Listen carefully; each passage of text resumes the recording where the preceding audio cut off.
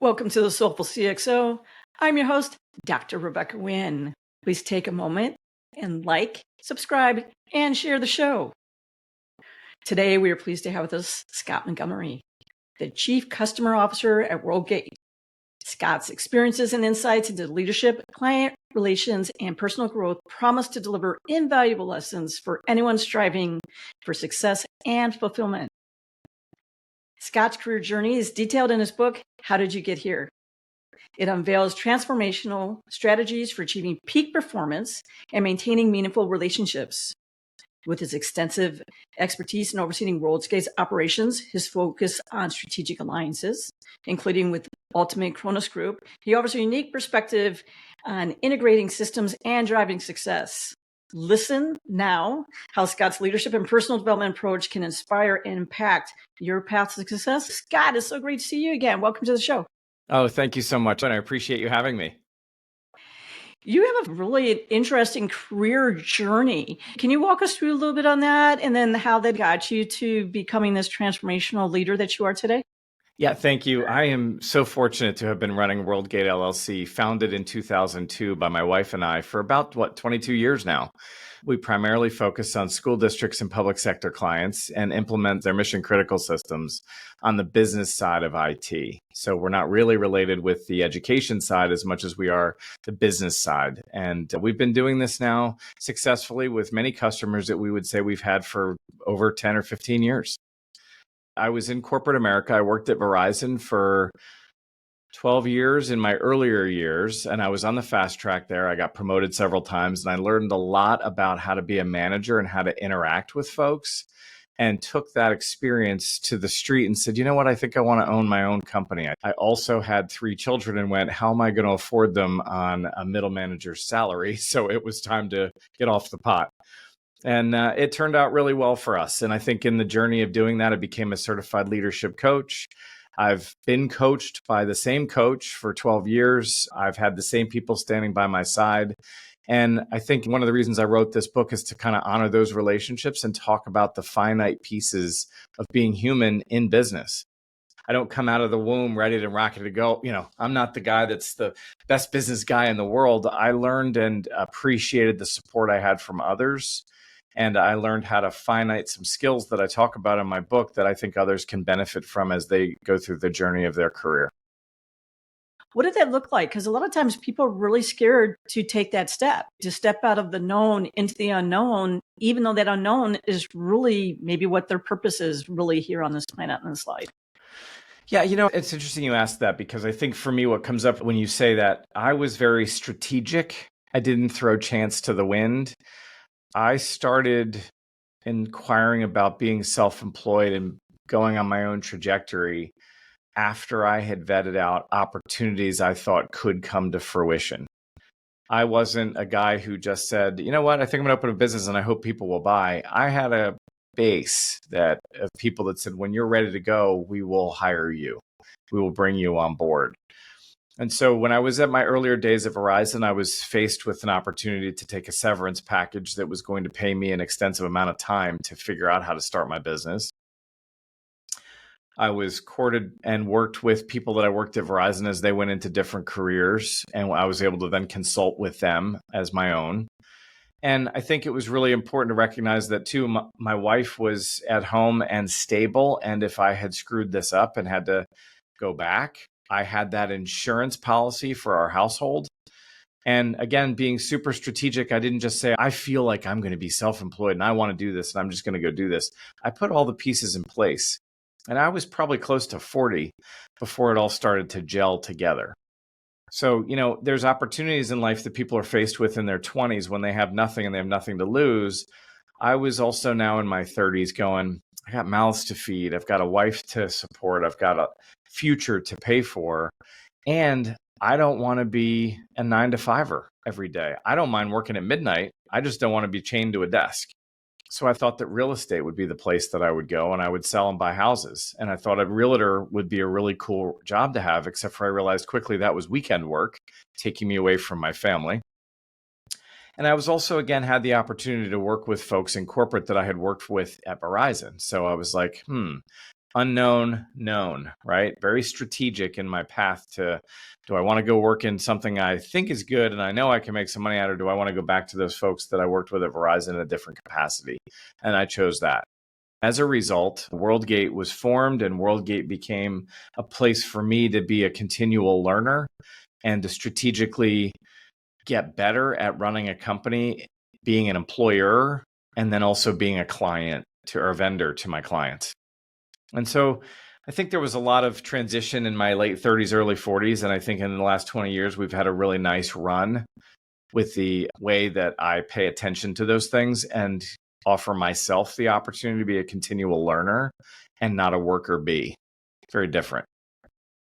Yeah, I think it's interesting how you mentioned about having mentors. I know for me, I have mentors. Mentors seem to flow into my life for a period of time, maybe to help me get to the next step, or maybe, help me really think through something that I've been struggling with and then leave. But you've had the same mentor coach for 12 years. How did you find yourself surrounded by these great people? Do you go to conferences? Do you go to like coaching parties? How do you find these great people to help you on that strategic path? You should say that. I go on my gut, and I will say that my coach, who I met in 2006, was my client when I was trying to be a realtor. So I literally sold their condo. And as I was transitioning from being a realtor to Worldgate and sort of working through what I wanted to do there, they were finishing up their certification at Georgetown as leadership coaches. And in the process of selling their house, trust became a factor in our relationship. There was a dynamic where we were able to work together. I was able to learn. They were able to learn. They were teaching. They had experience. And I didn't have much of a system of mentors. So I went in. I opened up the veil and I gave it an opportunity. And I'll be having a coaching call next week and how I'm going to present myself at my next speaking engagement, because they have a different perspective and they have a different way of making sure I don't talk about just my book, but maybe what my book means. That coach is also the same person who trains and supports my staff. And so we have work sessions, work seminars. It's very serendipitous, if you will, that we work together. It's not about conferences. It's not about one-offs. It's about relationships. And so, I've had some pretty big traumas in my life, and these people are still there for those on the human side, on the personal side, as well as on the business side, and bringing their experience. And I pay for that experience. It's not free. So, we have a nice dance that hits a lot of different quadrants. It's one thing to say, oh, I've got a coach. He's been great. It's been 12 years. I talk about how that relationship has trajected my business, has trajected my personal relationships, how I've paid her to deliver for me things that will make my clients' experience better as well. So it's very intertwined. It's not just a one-off. I didn't come from a scholarly background. I didn't come into this world thinking, oh, I know exactly what I want to do. But what I did end up doing successfully is building a stable or a barn of folks who I feel in relationship with, who have helped me pay the bills, if you will, in a positive way. Maybe it's not just about working 9 to 5. Maybe it's about actually showing some empathy and some compassion in both the people that work for me and the people I work for. And so it's really about self-reflection, continuous learning, communication, relationships, partnerships. Those things to me are never changing. Maybe how you do them improve, but whether or not I know how to implement a UKG system, that'll be foreign in 10 years. The relationships that I have now implementing those systems should be the same people at my funeral. I think that's a really good point. It's about getting it done, getting the project done, getting on to the next project, getting the next A, getting the next accolade. And not always about taking time to be, I'm going to say, present in the present, to look at all those lessons that you're learning along the way, to look at relationships, who resonates with you, who doesn't resonate with you, who's a challenge to work with, who's not a challenge to work with. And you don't necessarily really pay attention to all those life lessons. And it's amazing how many of us, when we get older, obviously I'm 29 always, but as we get older, we start reflecting back. I just did a 15-year review. to see what I was calling back in my life that wasn't working for me and didn't make me happy. And if you have a really good mentor or coach or sponsor, they'll tell you the good, bad, and ugly, and they'll hold you accountable for. How have you found then having all these backgrounds and having people hold you accountable? Have you seen your core leadership principles? Have they changed over the years? Have your priorities changed? How you relate to other people changed over the years because of that? I wouldn't say that it's changed. I've always started with the desire to be connected to people. I would say that I have improved it as a result of the support of others. I'm quicker to adjust and recalibrate approach to things. Maybe a little more compassionate, maybe a little bit more interested in something about what's going on with them versus the bottom line. And that's a continual learning curve for me because of the impacts they're facing constantly changing also. So for me, it's probably not that I've changed, it's that I'm hopefully getting better at all those things you just mentioned. How do you go about even determining where your next focus should be? I know a lot of times we get so many different things coming at us. It's really hard to find what is going to be your top priority. I know when I work for companies, they'll have 20 different things they need to get done. And I'm like, you can't focus on 20 things at one time. You can't multitask. You only can focus on one thing at a time. How do you go about determining that? How do you go ahead and suggest to other people try to go ahead and figure out what they should be even doing on a minute by minute basis, not only for themselves and their family, but maybe for their business? I think that's the reason why we have a lot of people with a lot of anxiety and strife right now. They're bombarded with so many things. I think what you're talking about, I wouldn't be able to give a prescription for because so many businesses are so different in how they respond to things and how quickly they may or may not be able to respond to things. So for me, what comes up in that inquiry is it's about habits. It's about me working at peak performance. It's about me being self-aware, your listeners, being self-aware of what they can handle and at what pace, and giving themselves a little time out, if you will, for a little self-care. So I manage my life through a calendar and through a lot of repetition. I get up, I work out, I make my bed, I take a shower, I go to work, and suddenly it's 9:30 and I've done the same thing every day and the pattern is complete and I'm ready for what comes to my door. And so I can't predict what that'll be, but I can say I'm ready for it because of the habits I brought to my own sort of personal interaction with the world. I also have certain goals that I've set up in my life that I want to achieve. And so while I have to meet the objectives through good habits of getting to those goals, if I find what keeps showing up at my door is not aligned, then eventually I'm going to change that. And that self-awareness is what I would call continuous learning. And so, it's funny because there's a couple things I've done in this life that I'm like, oh, wow, that was a big waste of time. I've kept employees longer than I should have. I've actually engaged in negative behavior to move things along so that, I thought I was doing the right thing. And really what I found is at the end of the day, if I had just handled it in the peak performance way that I could have in the beginning, it would have been a lot quicker and a lot easier to solve the problem for everyone. And now in hindsight, it's always 2020. But I apply those things and I try and make them better. So when you say what's changed over the years is the application of those sort of situations. I don't let things linger as long now, for example. Time back with employees about knowing when maybe you keep them too long, when you don't give them a chance. I think people struggle with that as well, too. I tell people, if you have a stellar employee who all of a sudden is not a stellar employee, something's happening. And a lot of times people only look at their performance at work, but there could be handling a lot of stuff behind the scenes. And sometimes having that grace on, do they need some time off? Do they need extra resources, EAP or anything like that to help them with a family member who might be having some physical problem? Maybe having that 3 months of grace and support actually has an employee for 8 years. And a lot of times it seems like companies want to be like, you performed yesterday, but not today. Therefore, you're on the layoff list tomorrow. Is that what you see too? And how you advise people? I'm definitely a visionary as a leader and as a person. So I'm always 3 months ahead of whatever's happening for sure. So, you bring up a very valid point around how we handle our employees. I went to Fordham University to speak to a class of graduates.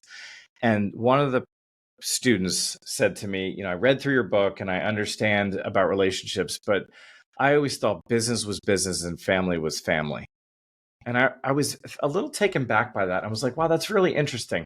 I've never actually done that. I've always blended them, and it's always been familial business. I don't actually want to work with people that are going to be static and sterile as a preference. I'll do it. And in some cases, you need the guys to, fix the plumbing. But, I think when I'm in business with someone, it's got to be more familial. And I said to them, that's really within how you decide what level of familial you want to bring to the table.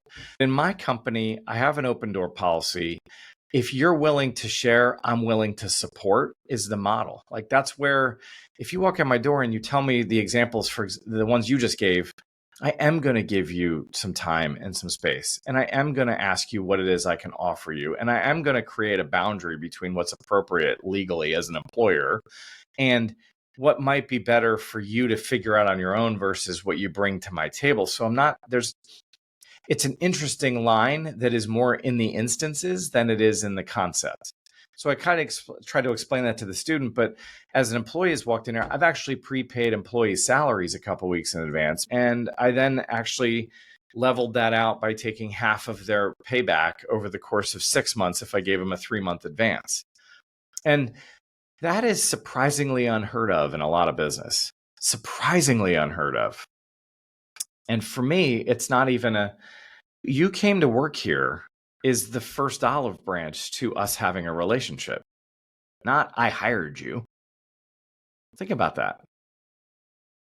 And so it's really, we're the Washington Post 2022 Employer of the Year, some fancy award. Inc. magazine recognized us on these employee survey awards. Worldgate is recognized on other platforms for things that we do for our employees. We train them. We loan them money if they need to. We give them time off if we need to. And more than anything, we are straight up with them. Here are the boundaries. Here are the parameters. Here's the handbook. But if you need help with it, let's talk about it. And if it needs to change, let's work on that. If you can start with compassion as a leader, your company will thrive.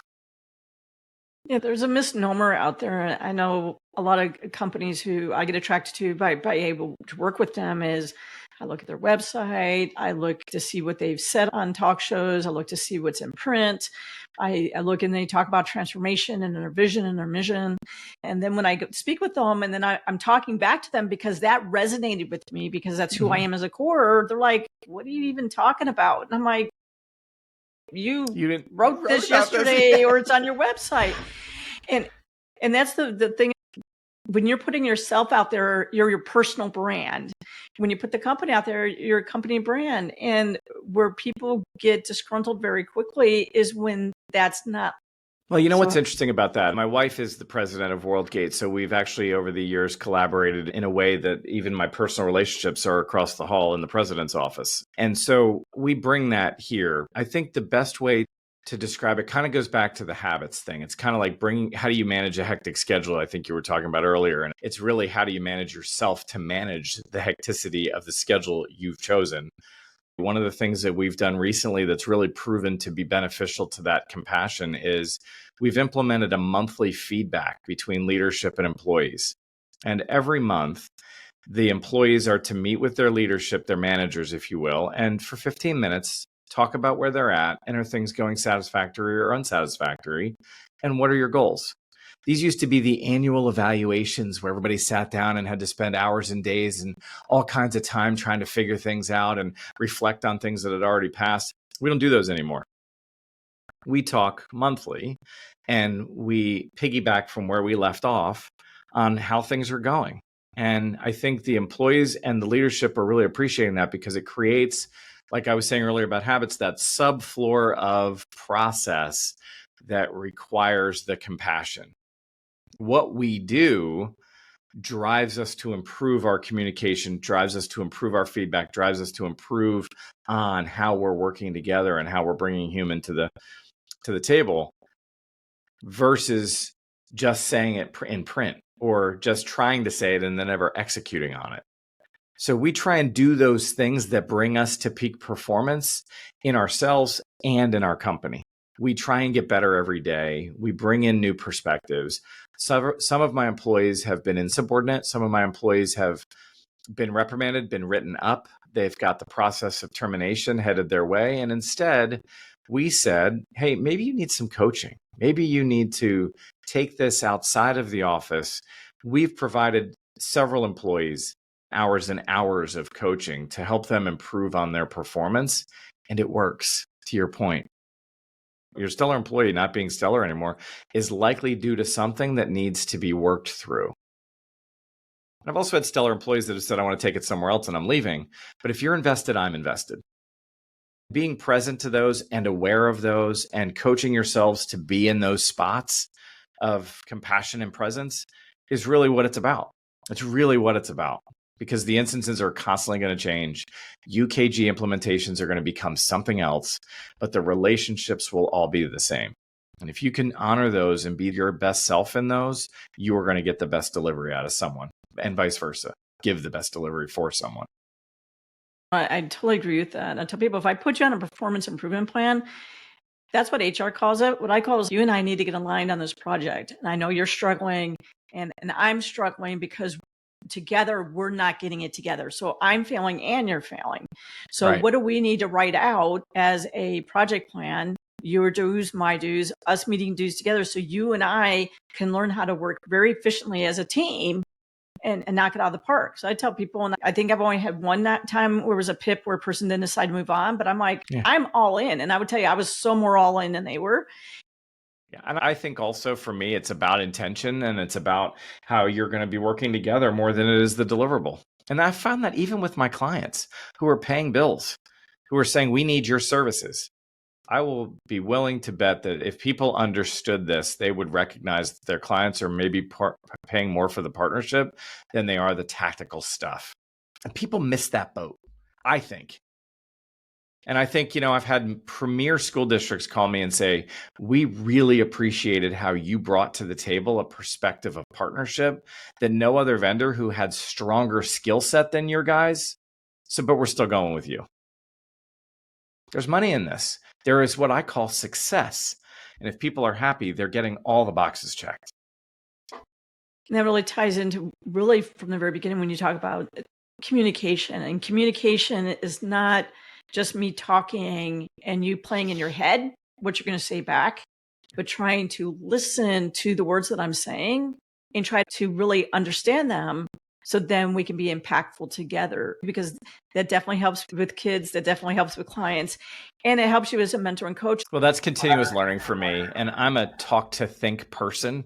So I'm an extroverted. I talk to think to process. So I'm actually listening to you, even though I might be talking, in what your body language is, how we're communicating, what I see as your aura. And I do my best to shut my mouth and stop talking to think.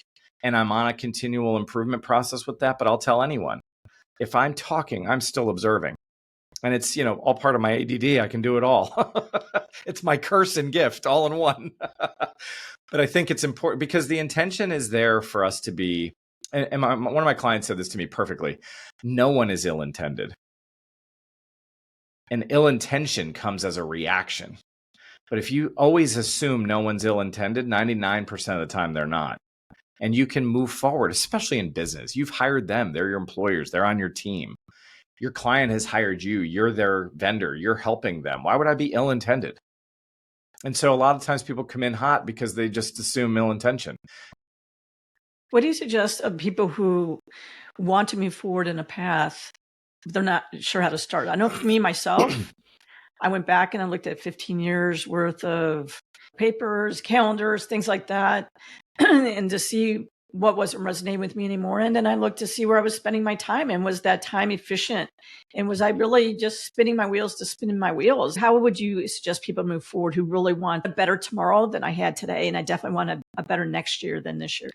So for me, the first thing I would suggest in people that are trying to just start out of the gate is get some rigor to what you're doing day to day. I have been so adamant about how I wake up, I go to the gym, I brush my teeth, take my shower, I get my clothes on, just like everybody else. I go to the office and I'm here at 8:15 and I'm ready to go. Some days I'm at 8, some days I'm at 8:30. That's success to me. I'm not tied to a calendar. But my daughter can't find her way past the bathroom to go in there to brush her teeth. And my son's room is a complete disaster and his bed is never made. And there's a trajectory or something that happens as a result of that. And we've all heard the military guy talk about make your bed. It's the first success you have of the day. But that's the thing I'm trying to describe in my habits. I'm prepared to be working at peak performance. So my first objective for folks trying to make a change is maybe look at what you're doing to prepare yourself for the challenges ahead. My second thing on that would be, don't think you're working for anyone. Think about working with everyone who's responsive. It's really important. I've had really senior executives come in here and try and tell me how to run my company. Instead, I've said, hey, why don't we try and figure out a better way to work together, right? With each other. And it works when they let their guard down and they don't think they have to come in here like the stallion of the stable and tell us how to do everything because we've hired them to be impactful. They're usually surprised. Let your guard down, let your shoulders drop, and let's get this done. Because I hired the experience, the concept, the aura, and the person, not the skill set. The skill sets always last for me for some reason. And I think it really is something to consider when people are trying to make that change. Who are you working with and at what level is your performance? Goals, habits, how are you communicating? Who are you in relationship with? And never, ever start anything without it being started before you start it. You're not just going to one day open up a door and create a business. Vet it out. I didn't open up Worldgate without realizing there are some people out there that will likely hire for me. There was risk. They might not have, but they did. And then I treated them like I was working with them. And I am still with them today, 25 years later. And I'm successful. I'm happy. I'm not chained to a desk. That's my success. It's important. I think one of the things that when we forget about what it is that really drives us as an individual at our core internally, we're alike. It's very rare that we're not alike. If you really and we're intended, and we're not ill-intended. If we're so alike, do you really believe we're ill-intended? And I think that's I don't want to be around you if you're ill-intended then. Exactly. And I think that's something that we don't say out loud to ourselves enough. We have to be on the defensive. We have to be super smart. You know, I went back and got my college degree 2 years ago. You know what my kids said to me? I have less flex now because I'm educated as a business owner. I had more flex when I didn't have my degree. You know why I did my degree? I was bored. I needed a hobby. I needed something to fulfill me. And I shopped and aligned with the college that I graduated from, the humanities degree I wanted. And they worked closely with me. And we partnered in my relationship in education as an adult. So I apply this not only to my business, but to my relationships, my friendships, and these outside hobbies and interests that I have. Fortunately, our time has totally run short, so I want to thank everybody for joining us. If you haven't already, please like, share, and subscribe to the show. In the description, you'll find all of the information to contact Scott, and I'll put a link to his book. Please go ahead and subscribe to the Soulful CXO Insights newsletter if you haven't already done that. Scott, thank you so much for joining us on the show. It was a pleasure having you. Thank you. Thank you. It was a pleasure.